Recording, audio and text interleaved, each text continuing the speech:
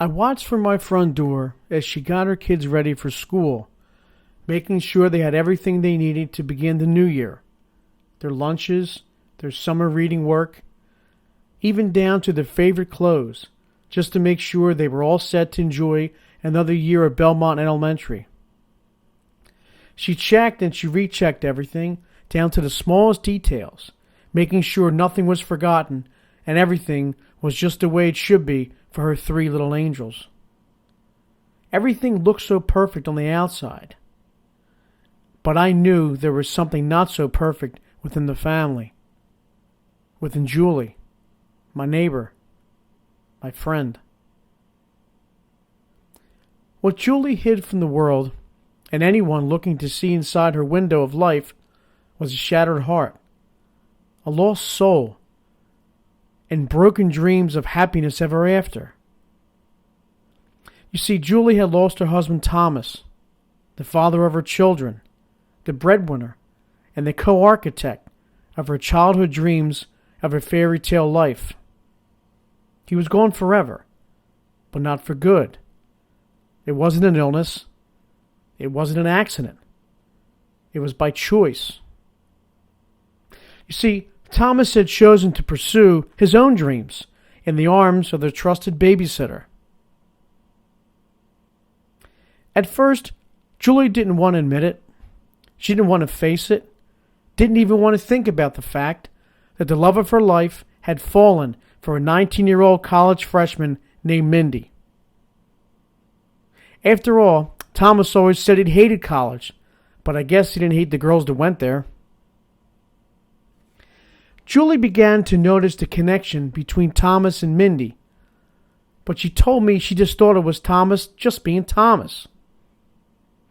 As long as Julie could remember, Thomas was always making new friends and being the life of any party. So she just thought he was trying to make her feel like one of the family, nothing more. She told me sometimes when they got home late, she would go upstairs to check on the kids while Thomas stayed downstairs and paid Mindy for the day. When she would come downstairs, sometimes she'd see them laughing together or just smiling at each other, but again, she paid it no mind because that's how nice Thomas was. And after all, Thomas was her husband and her life.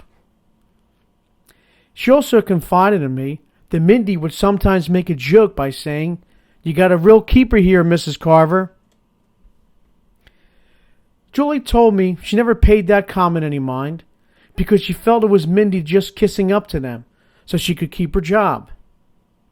Mindy used to tell them that she knew Debbie Masters down the street was dying to be the Carver's new babysitter and would love to take Mindy's place. She joked to them that Debbie wanted to enjoy the house, the games, and the nice pay that they gave to her for watching their children. Julie just thought Mindy was just trying to keep in the good graces, but she had no idea just how good. Well, at least for one of them. Even to this day, Julie said she has no ill feelings towards Mindy, even when everyone said she should. Deep down inside, Julie felt sorry for Mindy, because she was just a kid who was about to put her life, her dreams, and her whole heart in the hands of a man. And Julie knew exactly what could happen when a young woman does just that.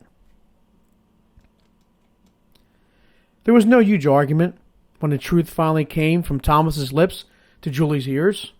There was no yelling, no screaming, no broken dishes, and no 911 calls. There was just tears and keys being handed over from Thomas to Julie. In fact, Julie said the hardest part was trying to explain to her children that Daddy had to go away. She also had to explain to them why Debbie Masters had suddenly become their new babysitter. But that was the easy part. Julie decided to tell the children that Mindy had to go away to spend more time living at her college. She could, however, never tell the truth that she actually left to go live with her father. In fact, Julie told me that it hurt her more to lie to her children than anything Thomas could ever have done to the once perfect family. The children, they took a while to get used to having Debbie around as their new sitter. And it took me a couple of times myself to convince Debbie that having a rad party while Mrs. Carver was out was not just a great idea for job security. Debbie, in turn, stopped hosting parties, and I stopped having to crash them. Debbie was a good kid, and the children grew to like her, as did Julie. So, as I begin to make my way to the front of my yard to pick up today's paper, I look back over at Julie and her three angels. I reach down and I pick up the paper and I glance through it as Julie makes the final preparations for school. I come across an announcement in the neighborhood section. I smile as I read it to myself. Mr. and Mrs. Roscoe Davis are pleased to announce the engagement of their daughter Mindy to Thomas Carver. I fold up the paper and I place it onto my right arm, while secretly wishing them all the best. I understand certain things happen and we must all move on. I then look back over at Julie, who is putting her last child in the car and locking them in the car seat. As she walks around to the front, she looks over at me, smiling, and then she waves. I watch as Julie gets inside the car and starts the engine. As she begins to pull away, I couldn't help but notice that her smile was slowly fading. I just hope her pain will, too.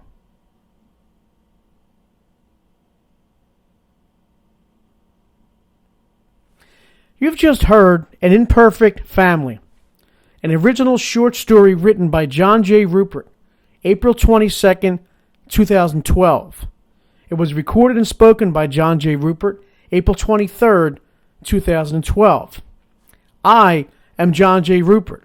I am a Philadelphia poet, writer, reporter.